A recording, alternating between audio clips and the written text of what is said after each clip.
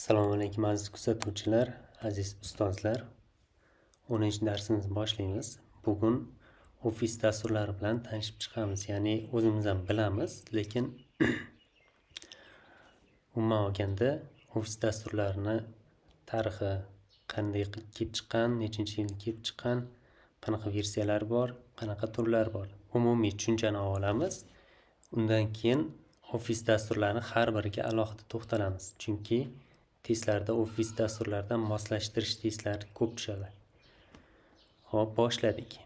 Ofis dasturlari umuman olganda tarixi, turlari, versiyalari, litsenziyalar hamda hamma ofis dasturlarida bir xil ishlaydigan klaviatura kombinatsiyalari. Ofis dasturi nima? Har birimiz ishlatadigan Word, Excel, PowerPoint, onlayn ishlaydigan bo'lsa Google Forms va hokazo. Shunga o'xshagan dasturlar ofis dasturlari ichiga kiradi. Har bitta ofis dasturi paketini o'zini dasturlari bor. Hammasi nomi har xil. Shuning uchun bizda asosan testlarda Microsoft Office'dan testlar tushadi. Ofis dasturlari tarixi. Birinchi 1979-yil VisiCalc degan ofis dasturi tarkibiga kiradigan biznes uchun jadval, elektron jadval, ya'ni hisob-kitob ishlarini amalga oshirish uchun birinchi ofis dasturi VisiCalc bo'lib chiqqan. Ya'ni bu paytda umumiy ofis dasturi bo'lmagan. Word, PowerPoint shunga o'xshagan ofis dasturlari bo'lmagan. Birinchi mana shu chiqqan jadval VisiCalc 1979-yil. Bu boshlab bergandan keyin Microsoft Word va Excel 1983-85-yillarda chiqqan. Microsoft umuman olganda Word dasturi birinchi Microsoft kompaniyasi uchun chiqqan bo'lsa, Excel dasturi 85-yilda Macintosh, ya'ni Apple kompaniyasi uchun ishlab chiqarilgan. Undan keyin Microsoftga va boshqa ofis paketlariga qo'shilgan. Xo'p, umuman olganda ofis to'plami deyiladi, ofis paketi deyiladi. Ikkala tushuncha ham ofis dasturlari uchun to'g'ri. To'plam deyish ham to'g'ri, paket deyish ham to'g'ri. O'zbek tilida ikkala so'z deyarli bir xil ma'noni bildirsa-da, kompyuter texnologiyalari sohasida ikkalasi ikki xil ma'noni bildiradi. To'plam bu turli vazifalarni bajaradigan dasturlarni bitta joyga, bitta ustanovka qilingan faylga yig'ib, bittada ustanovka qilib yuborish. Paket bo'lsa bir-biriga o'zaro ulangan dasturlarni, ya'ni sinxron ishlaydigan dasturlarni nima qilish? Ishlatish. Masalan, Word bilan Excel bir-biri bilan sinxron ishlaydi. Word'dagi diagrammani Excelga ko'chirishimiz mumkin yoki bo'lmasa Excel'dagi jadvallarni Word'ga osongina kopiya qilib o'tkazishimiz mumkin yoki eksport qilishimiz ham mumkin. Xuddi o'sha narsa paket deyiladi. Ham to'plam, ham paket bo'ladi ofis dasturlari. Xo'p, 83 va 85-yillarda Word bilan Excel chiqaribdi. 90-yilda Microsoft Word, Excel va PowerPoint bitta to'plamga birlashtirilgan. 1990-yil. Qachon Microsoft Office yaratilgan deb so'rasa, yo bo'lmasa umumiy paket misol nimasida to'plam bo'lib turib, qachon ishga tushirilgan desa 90-yil bo'ladi. Hammasi bitta. Ungacha hammasi alohida dastur sifatida ishlab chiqarilgan hamda sotilgan. 90-yilda uchalasini bitta paket qilib, bitta to'plam qilib sotishni boshlashgan. Bu juda ham ko'pchilikda katta qiziqish uyg'otgan, sotuvni ham ancha o'sishga olib kelgan. 2011-yilda Microsoft 365, hozir Microsoft 365 deb ataladi. O'sha paytda Office 365 bo'lib chiqqan. Bu ishlatib ko'rganlar biladi. Onlayn ishlaydi, ya'ni siz u dasturni kompyuteringizga alohida o'rnatishingiz shart emas. O'rnatiladigan versiyasi ham bor. Asosan onlayn ishlatiladi. Shunchaki onlayn kirib turib, hujjatlar yoziladi, sun'iy intellekt yordamchilari bor yoki bo'lmasa umuman olganda avtomatlashtirilgan holatlari ham bor. Tayyor dizayn shablonlari bo'ladi. Siz pustoy listga, masalan, taqdimotni matnlarni yozsangiz, matnni mazmuniga qarab turib sizga variantlar chiqarib beradi, dizayn variantlari. Xohlagan bittasini tanlasangiz, aynan o'sha betga o'sha dizaynni qo'llab beradi, yo bo'lmasa butun dokumentga. Shunaqa juda ham ko'p imkoniyatlar bor. Microsoft 365 ni hozirgacha Microsoft Windowslarda mana shuni reklama qilishadi. Microsoft Office emas. Chunki asosiy daromad ularga mana shu Microsoft 365 dan tushadi. Microsoft Office'da biz KMS Auto bilan aktivatsiya qilib olamiz. Dunyo bo'yicha shunday. KMS Auto bilan ishlatishadi. Microsoft 365 ni bo'lsa, KMS Auto bilan aktivatsiya qilib bo'lmaydi. Chunki bu onlayn xizmat. Xo'p, bulut va doimiy yangilanish mana shu 2011-yillardan qo'shilgan. Ya'ni bulut texnologiyasi bilasizlar, Windowsda cloud, oddiy cloud adashmasam, OneDrive edi. OneDrive Apple kompaniyasi bo'lsa iCloud va yana boshqa ofis dasturlari yo bo'lmasa umuman olganda kompaniyalarning o'zlarining cloud dasturlari bor. Masalan, Yandex Disk bor. Xuddi shunaqa. Yoki Google kompaniyasiniki Google Drive bor. Mana shunaqa cloud dasturlarini 365 ga joylashgan, to'liq integratsiya qilishgan cloud bilan birga 2011-yil. Xo'p, ofis to'plamlarining asosiy dasturlari. Asosiy dasturlarga Excel, Word, PowerPoint kiradi. Buni bilasizlar. Vazifalarni ham bilasizlar. Bu haqida ko'p to'xtalib o'tmayman. Faqat asosiy to'plamdan tashqari bo'lgan dasturlarni tanishtirib o'taman. Microsoft Outlook elektron pochta va kalendar boshqaruvi uchun. Microsoft Access bu ma'lumotlar bazasi bilan ishlash uchun.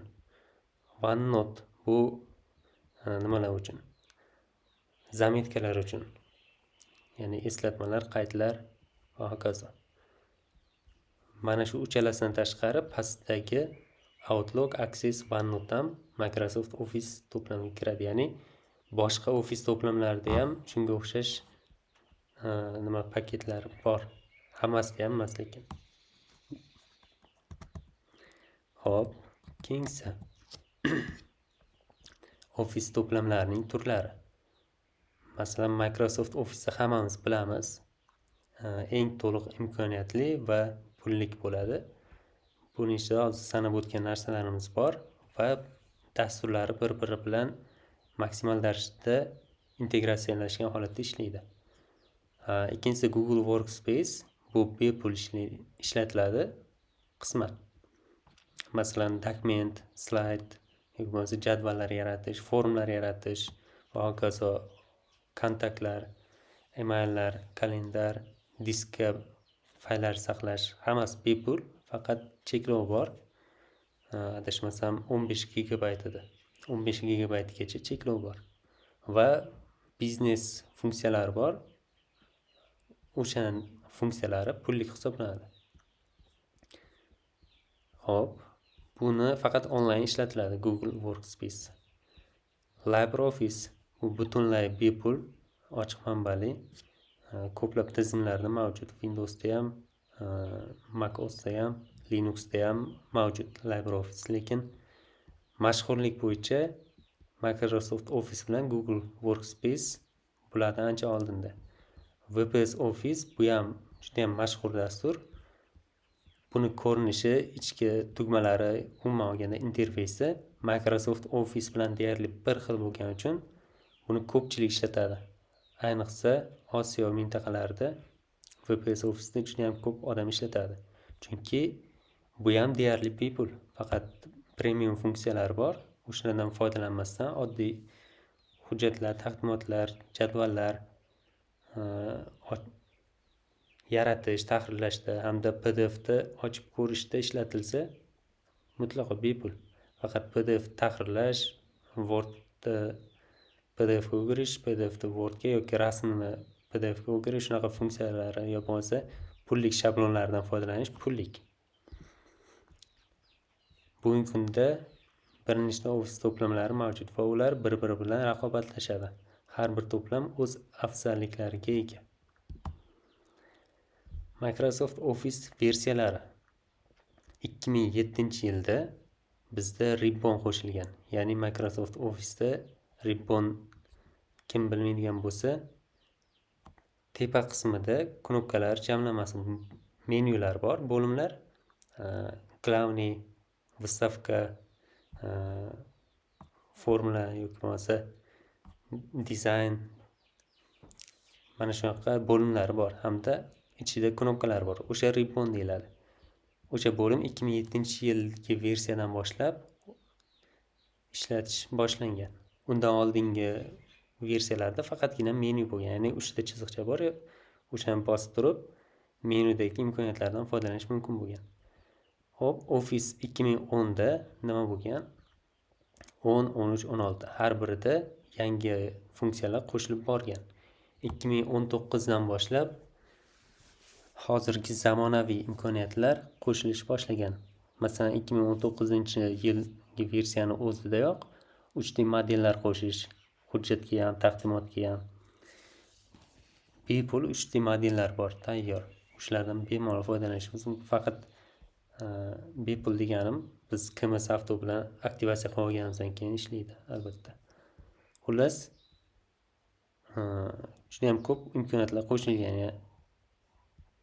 Nimaga ham 2019-yilda adashmasam PowerPoint dasturiga ham avtomatik elementlarni, o'xshash elementlarni aniqlab, birinchi slayddan ikkinchi slaydga o'tganda o'sha elementlarni avtomatik o'zi animatsiya beradigan, o'zi harakatlantiradigan transition, ya'ni переход qo'shilgan. O'sha переход turini tanlasak, o'xshash elementlarni o'zi aniqlaydi. Birinchi slaydda qaysi joyda turgan, ikkinchi slaydda qanaqa turibdi. O'sha joyga o'zi avtomatik o'zgartirib boradi. Men juda ham ko'p taqdimotlarda ishlatardim, lekin afsuski eski versiyalar uni qo'llab-quvvatlamaydi. Men klientga o'sha taqdimotlarni berganimda u o'zining notebookida 2019-versiyani o'rnatib, uni ko'rsatib berishga to'g'ri kelgan. Ba'zilariga qaytadan eski versiyaga moslab to'g'rilab berganman, animatsiyalarni o'zim qo'lda qilib. Agar yangi versiya ishlatilsa, hech qanaqa muammo bo'lmaydi. Xo'p, Microsoft 365, eski nomi Office 365 bo'lsa, 2011-yildan beri to hozirgacha rivojlanib kelyapti. Ya'ni oxirgi yillarda endi asosan sun'iy intellekt hamma Office dasturlariga qo'shilish boshlagan, ko'plab imkoniyatlarni taqdim etyapti. Fayl formatlari va litsenziyalar. Fayl formatlari, bilasizlar, Wordda doc formati bor, docs formati bor. Docs formatiga qachon o'tilgan deb so'ralsa testda, X qo'shimchasi 2007-yilgi versiyadan boshlab qo'shilish boshlagan. Ya'ni Ribbon qo'shilgan paytdan boshlab docs formatiga o'tilgan. Eski format doc.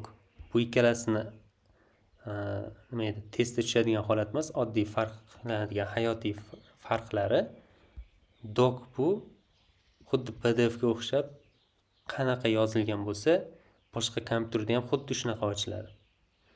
Docs bo'lsa, bu Office turlariga qarab yoki boshqa vaziyatlarga qarab matnlari, shriftlari yoki bo'lmasa ko'plab holatlarda o'zgarish holatlari kuzatiladi, ya'ni moslashuvchan docs.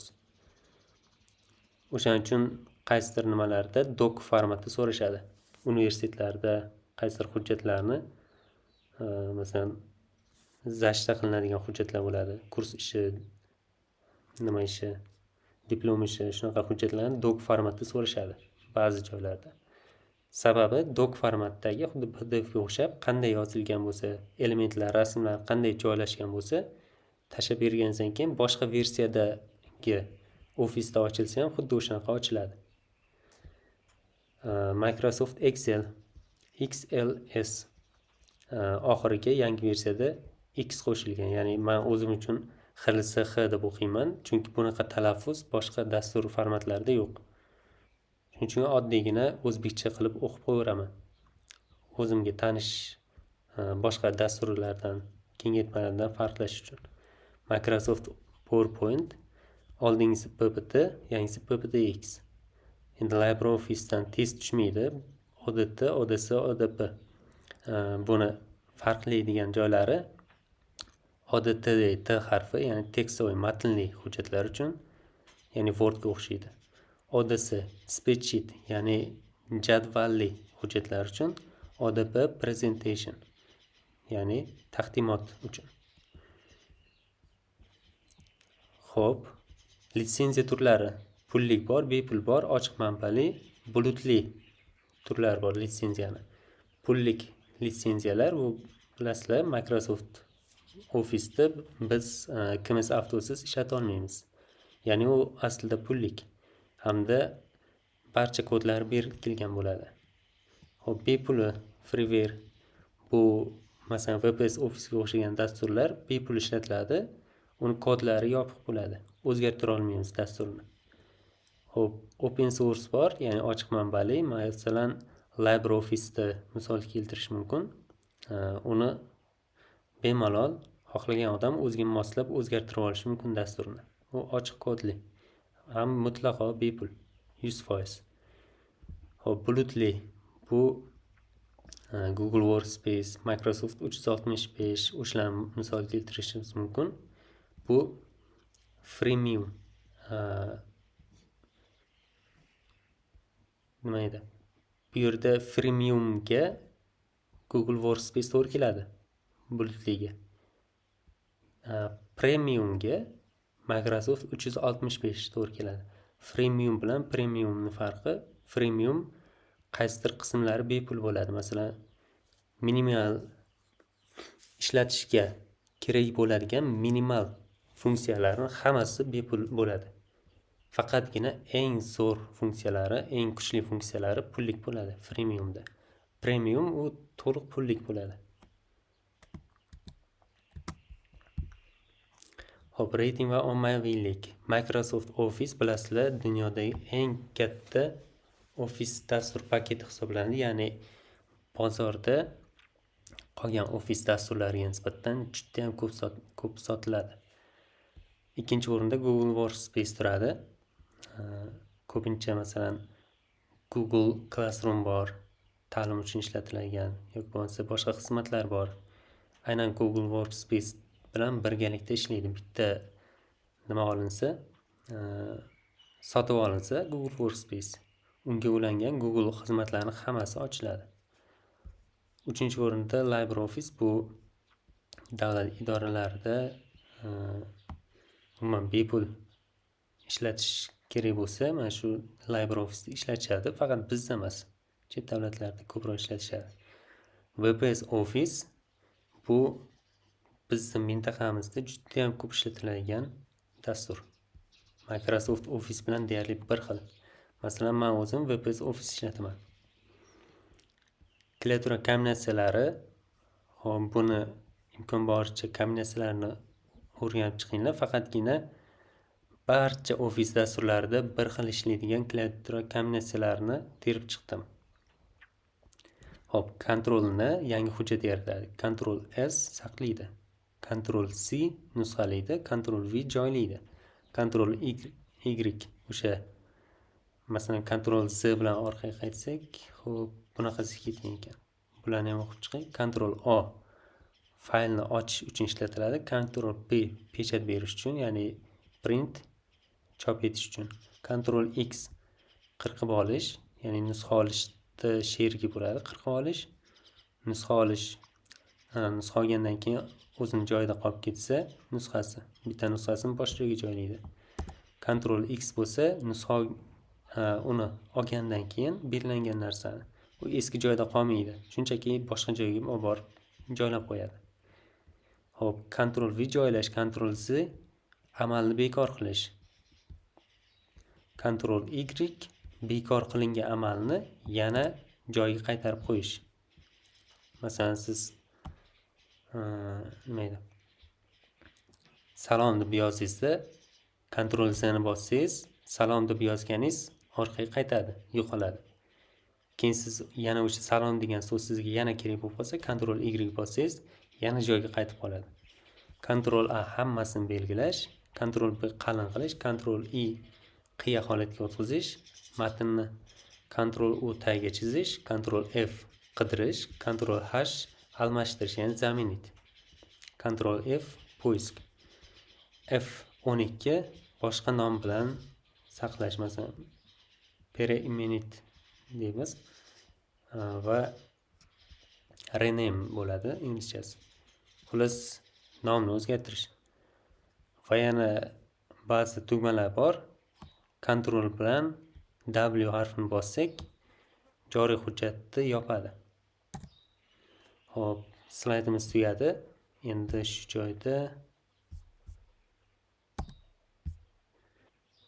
mavzu bo'yicha bir ikkita test ishlab ko'ramiz. Office dasturlari aslida nima uchun mo'ljallangan? Faqat kompyuter o'yinlari, faqat deganlarni o'qimay ko'ramiz. Faqat deyilmagan hujjat, jadval, taqdimot uchun yaratish. Taqdimot yaratish uchun. Xo'p, 1979-yilda chiqqan birinchi elektron jadval dasturi qaysi? VisiCalc. Microsoft alohida dasturlarni qaysi yilda Microsoft Office to'plamiga birlashtirdi? 1990-yilda Word, Excel, PowerPointni bitta to'plamga yig'ib sotish boshlagan. Matn hujjatlar yaratish uchun, matnli hujjatlar yaratish uchun qaysi dastur mo'ljallangan? Microsoft Word. Xo'p, boshqasi matnli hujjatlar uchun emas. Agar tekst bo'lsa yoki notepad bo'lsa, ko'proq mos kelardi. Lekin hozircha Office dasturlari testini ishlayapmiz, Microsoft Word. Raqamli ma'lumotlarni jadvalga saqlash va hisoblash uchun qaysi dastur? Microsoft Excel. Slaydlar ko'rinishida taqdimot uchun qaysi dastur? PowerPoint taqdimotlar uchun. Butunlay bepul va ochiq manbali Office to'plami qaysi?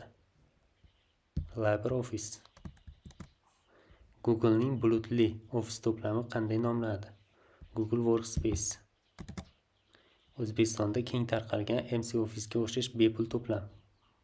WPS Office. Qaysi versiyada birinchi marta ribbon lenta menyusi paydo bo'ldi? Office 2007 da. 2003 bilan adashtirishadi mana ko'pincha. Chunki yodlab olmagan odam buni bilmaydi. Shu 2010, 2003, 2007, 2010 uchalasidan bittasini belgilaydi taxminiy. Aniq 2007-yilni belgilaysizlar bundan keyin. Microsoft 360 bepul o'yinuvchi. Avval so'ralyapti sizlar.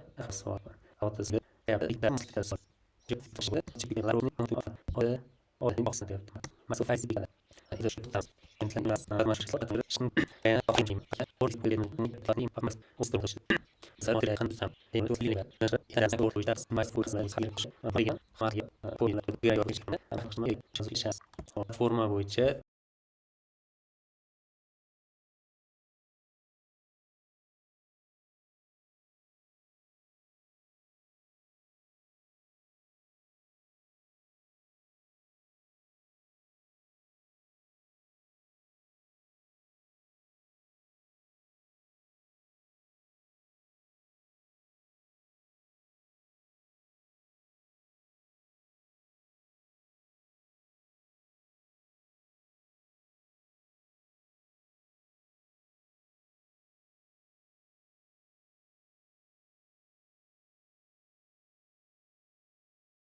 bepul.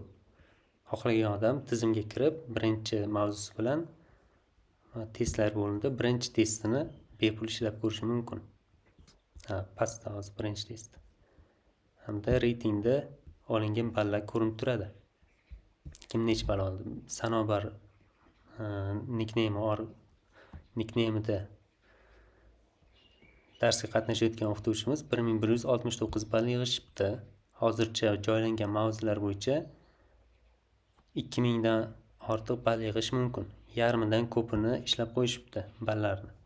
Bu yerda test ishlashda 3 marta imkoniyat beriladi. Mana 3 tadan 3 ta urinish qoldi. Ya'ni men buni umuman ishlaganim yo'q. Agar bir marta ishlasam 2 ta urinish qolgan bo'ladi. uchta urinishdan pastda jadval bo'lib ko'rinib turadi mana testlarda. Har bitta urinishdagi natijalar. Eng yaxshisi shu natijasi bo'lib qabul qilinadi. Mavzularda ham masalan mana buni 100% ishlaganman. Ichiga kirib turib ma'lumotlarni o'qib, o'rganib, bu yerda videosi bor, video dars o'tganman. Har bitta mavzuga video dars joylaganman.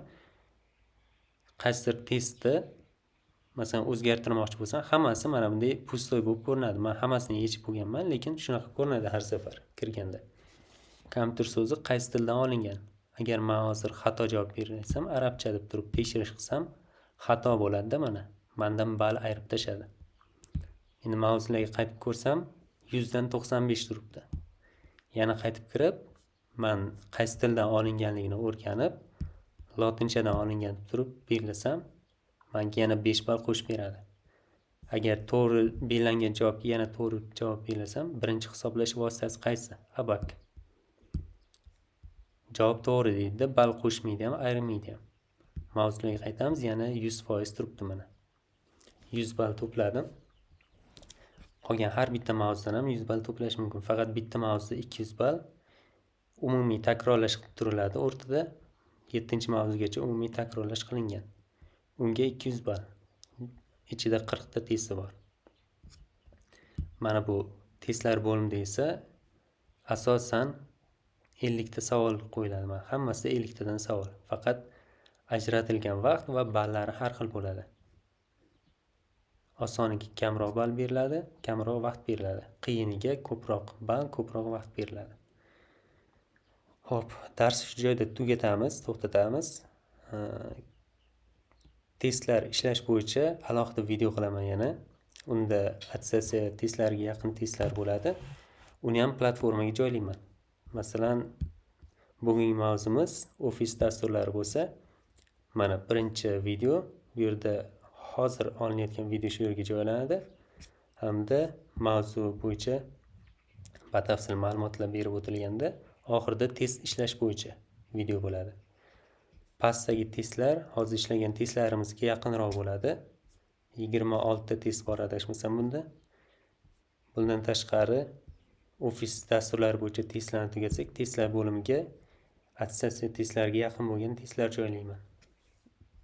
Oson va qiyin darajada. Hamda attestatsiya degan bo'lim ham qo'shganman. Buni yaqin orada asosiy mavzularni, nazariy mavzularni tugatib olganimizdan keyin attestatsiya testlari, demo testlar yuklash boshlayman. Ya'ni oldin tushgan testlar hamda demo testlar. Demo test qanaqa bo'ladi? Oldin tushgan testlarga qarab turib, yangi testlar tuziladi. Masalan, hisob-kitob qilinadigan testlar bo'ladi, dasturlash testlari bo'ladi va hokazo. Salgina o'zgartirilsa, yangi test hosil bo'ladi. O'shani qanday ishlashlarini ham alohida videolar qilib, mavzular tarkibiga qo'shaman. Ya'ni test ishlash mavzulari ham bo'ladi. Hammaga e'tiborlaringiz uchun rahmat. Qanaqa savollar bo'lsa, bemalol guruhda yozishingiz mumkin.